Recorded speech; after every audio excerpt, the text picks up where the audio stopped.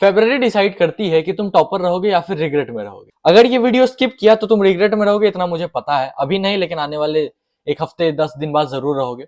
तो मेरी पूरी बात सुनकर जाना। ये तीसरी या चौथी स्ट्रेटेजी वीडियो है जो मैं आज तुम लोग के लिए बना रहा हूँ, लेकिन कोई बात नहीं। आज हम बात करने वाले हैं फरवरी में कैसे पढ़ाई करें ताकि तुम ये जो बचे हुए 10 से 14 दिन बचे हैं तुम्हारे हाथ में, तुम इसको एकदम परफेक्टली बहुत अच्छे से यूटिलाइज कर सकते। मैं नहीं चाहता कि तुम लोग एग्जाम देने के बाद खुद को ब्लेम करो, खुद को एकदम कोसो, खुद के साथ रिग्रेट में रहो। इसीलिए मैं तुम लोग के लिए जितनी स्ट्रेटेजी वीडियोस हो चुकी है उतनी ला रहा हूं। सो स्टार्ट करते हैं। आज की वीडियो में हम टोटल 4 लोगों के बारे में बात करेंगे, 4 टाइप के लोगों के। पहला, जिनका सैंपल भी चल रहा है और सिलेबस भी खत्म है।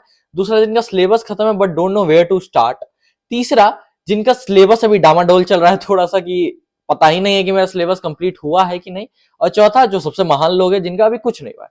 तो हम लोग इस वीडियो में चारों की बात करें। देखो, सबसे पहला बात तो मैं तुम लोग को ये कहना चाहूंगा कि just take a chill pill अभी के लिए। क्यों मैं कह रहा हूं ऐसा? क्योंकि भाई देखो, मुझे पता है तुम लोग भी बहुत स्ट्रेस ले रहे होंगे। अभी तुम लोग के ऊपर बहुत सारा पीयर प्रेशर होगा कि मुझे डांट पड़ेगी, ये होगा वो होगा। मुझे पता है बहुत सारा स्ट्रेस चलता है इस टाइम पे, खास करके तुम्हारे सर पे, कि अच्छे नंबर नहीं आए तो क्या होगा, अच्छे नंबर आ गए तो फिर मुझे क्या करना नहीं करना, बहुत सारा स्ट्रेस होता है।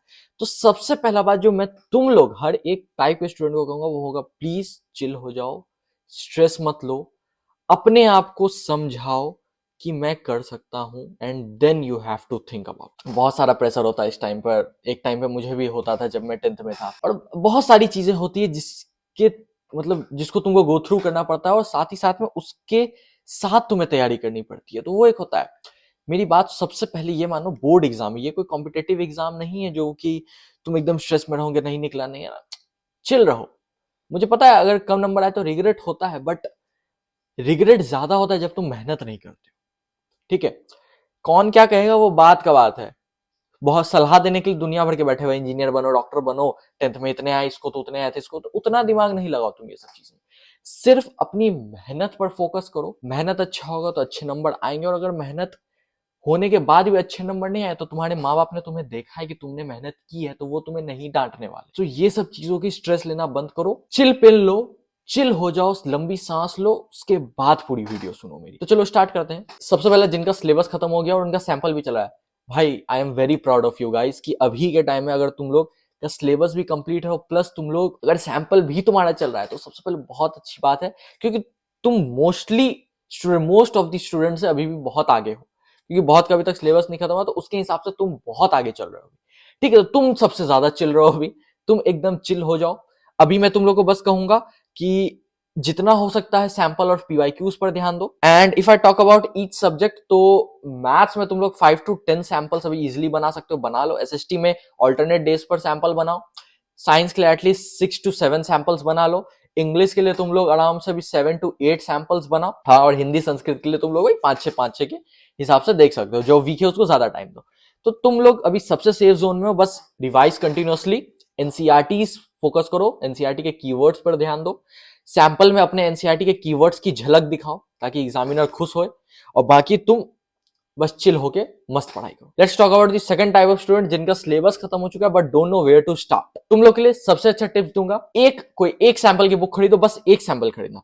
मेरा पर्सनल प्रेफरेंस, ओसवाल का कंबाइंड सैंपल पेपर खरीद लो तुम। They are one of the best sample paper. एक ही सैंपल पेपर के अंदर तुम्हें सारे सब्जेक्ट्स के सैंपल मिल जाएंगे। और अगर तुमने वो बुक भी कंप्लीट कर ली तो you are ready for board exam. Link मैंने डिस्क्रिप्शन में दे दिया। अगर तुम्हें कंबाइंड सैंपल पेपर से लेना है या कोई भी सैंपल पेपर से लेना, ओसवाल के नीचे से ले सकते हो, डिस्काउंटेड प्राइस पर है, बहुत हेल्प होगी। सो तुम्हें करना क्या है कि सिलेबस रिवाइज कंटिन्यूअसली करो, सेम एनसीईआरटीज पढ़ो, लेकिन स्टार्ट उसी सैंपल पेपर से करो क्योंकि वो कंबाइंड सैंपल पेपर है। या फिर अगर तुमने ऑलरेडी सैंपल पेपर ले लिया है तो just start doing it. Timer लगाओ, एक बार रिवीजन करो, टाइमर लगाओ and just start doing it. Daily के 1 से 2 सैंपल्स भी करोगे या डेली के 1 सैंपल्स भी करोगे, तुम लोग के लिए भी मोर देन एनफ है। एक हफ्ते के अंदर तुम लोग को खुद ब खुद अपने आप पे कॉन्फिडेंस आने लगे। तुम इस फेज में हो तब भी तुम बहुत आगे हो, अभी भी कर सकते हो। Let's talk about the third type of person जिनका सिलेबस अभी डामाडोल चल रहा है, उन्हें पता ही नहीं है कि मेरा सिलेबस खत्म है या फिर नहीं। ठीक है, तो उनके लिए क्या टिप है? तो जिनको अभी पता नहीं है कि मेरा सिलेबस कंप्लीट है या कंफ्यूज चल रहे हैं कि कैसे पता करूं मेरा सिलेबस कंप्लीट है, तुम्हें कुछ नहीं करना है। जस्ट एक सैंपल उठाओ, कोई भी सब्जेक्ट, कोई एक रैंडम, कोई भी साल का कोई भी एक सैंपल या पीवाईक्यू का एक सीट उठाओ। करो क्या, जस्ट स्टार्ट डूइंग इट। 2 से 3 घंटे का टाइमर लगा और करो। और जो क्वेश्चन में फंस रहे हो उसको टिक मार दो, अंडरलाइन कर दो, जो करना है करके बस एक आइडिया रहे कि हाँ मैं इस क्वेश्चन में पूरे सैंपल में फंसा। सी दैट क्वेश्चन, देखो कौन से टॉपिक में, and go and revise that. एक वीक ऐसे करो, एक वीक के अंदर तुम्हारा पूरा सिलेबस रिवाइज हो जाएगा। जितने टॉपिक्स में तुम्हें कंफ्यूजन चल, अब समझो इनकेस तुमने साइंस का सैंपल उठाया, तुम्हें इलेक्ट्रिसिटी का बल्ब वाला क्वेश्चन फंसा, गो टू दैट टॉपिक, उसे पढ़ाई कर लो, यू आर गुड टू गो।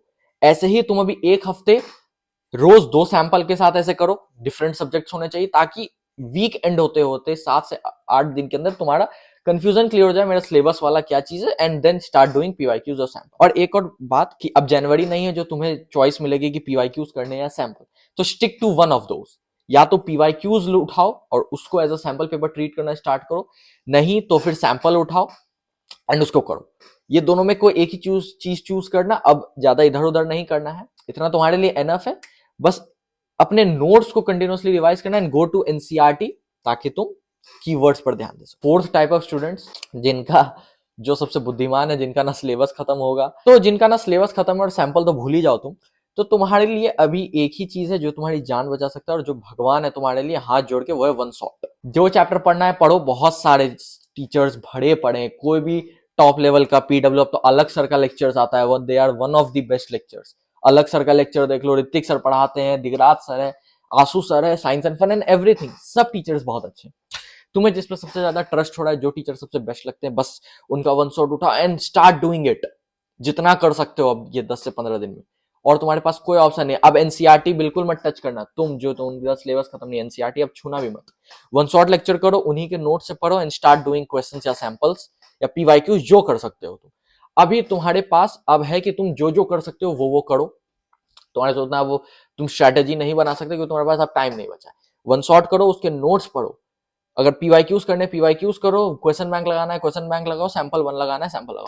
मेरा पर्सनल रिकमेंडेशन रहेगा कि लेक्चर करने के बाद उसके नोट्स को अच्छे से पढ़ो, यूट्यूब पे जाकर सर्च मारो टॉप 100 क्वेश्चंस उस सब्जेक्ट उस चैप्टर के, एंड डू इट। अगर तुम हर एक चैप्टर के टॉप 100 क्वेश्चंस भी कर लेते हो along with one shot and notes, तुम्हारे लिए मोर देन एनफ होगा। लास्ट के टाइमों में या गैप डेज में टाइम बचा तो सैंपल बनाना, नहीं तो अभी तो आप तुम्हें एग्जाम स्टार्ट होने के पहले तक सैंपल आप टच नहीं करना। बस अगर सिलेबस खत्म नहीं तो one shot, notes and do the top 100 questions lecture of each chapter और each subject, that's all you have to do. ठीक है, इतनी कर लो। नोट्स और एनसीईआरटी मत ही करना तो बेटर रहेगा। एंड तुम चारों टाइप के स्टूडेंट्स के लिए एक ही चीज बोलूंगा, स्ट्रेस मत लो। अब जो होता है अच्छे के लिए ही होगा, इतना गारंटी है मेरी, क्योंकि पिछले साल ही मैंने बोर्ड्स दिया था, मैं वहीं बैठा हुआ था, मुझे पता है तुम लोग क्या फील करते हो। लेकिन एक बात है कि बोर्ड्स खत्म होने के बाद जो रिग्रेट होता है ना, वो मत होने देना भाई, बहुत गंदा रिग्रेट होता है वो जो रिग्रेट होता है ना कि काश मैं और पढ़ लेता, ये मत होने देना। 10 से 20 दिन है, फोड़ कर मेहनत करो, तुम अपना अभी भी रिजल्ट बदल सकते हो अगर तुम ठान लो तो। आलस करना बंद करो, और अगर अभी आलस करो तो तुमसे बड़ा कोई बेवकूफ नहीं है, मैं मुंह पे बोल रहा हूँ, खराब लगे आई डोंट केयर, मुंह पे बोल रहा हूँ। तुम लोग अगर अभी भी आलस कर रहे हो तो फिर भूल जाओ अच्छे नंबर। 15-20 दिन बचे हैं, मेहनत करना स्टार्ट करो, फोड़ो जाके पेपर में और सबको दिखाओ अपना रिजल्ट। इतना ही कहूंगा। अगर ओसवाल के बुक या कुछ भी चाहिए, नीचे में लिंक है, अभी भी टाइम है, इजिली तुम कर सकते हो, जाके खरीद लो, बहुत अच्छे बुक है, डिस्काउंटेड प्राइस पर है। सेकेंडली, मुझसे 1-to-1 सेशन चाहिए कि भैया आप क्या करूं, बहुत सारे कंफ्यूजन है, नीचे में लिंक है, तुम इजिली उसको भी जा सकते हो। अगर मेरे साइंस के शॉर्ट नोट्स चाहिए, नीचे में लिंक है, you can go for it. Subscribe कर लो प्रिंस भाई को, लाइक कर दो, शेयर कर लो, कमेंट कर देना, मिलते हैं।